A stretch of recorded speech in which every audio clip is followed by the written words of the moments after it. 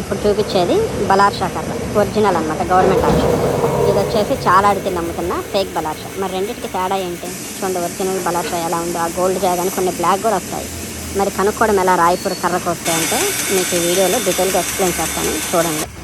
ఇవి వచ్చేసి ఒరిజినల్ బలార్షా ముద్దలండి.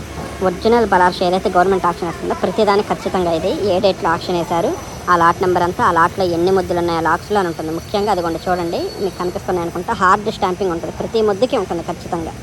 మీకు అలా లేకపోతే అది బలార్షా వుడ్ కాదండి, ఒరిజినల్ బలార్షా కాదు, అది డూప్లికేట్ రాయపూర్ లేదా నార్మల్ కర్ర. మాకు ఇక్కడ ప్రతిదానికి పగలకుండా పేడ పూసారు కాబట్టి మీకు కనిపించట్లేదు. నెక్స్ట్ ప్రతిదానికి సెంటర్లో ఇలా కొలవడానికి కట్ చేస్తారండి, తాట కానీ లేదా బెరడు కానీ. చూసారా మీకు ప్రతి ముద్దుకి ఉంటుంది అది ఖచ్చితంగా. ఇదిగోండి చూడండి, అలా ఉంటేనే బలార్షా అండి. అండ్ ముఖ్యంగా ఇంకా బిల్ విషయానికి వస్తే మీరు చూడండి, ఇది గవర్నమెంట్ మహారాష్ట్ర ఫారెస్ట్ డిపార్ట్మెంట్ది ఉండాలి వేబిల్తో పాటు.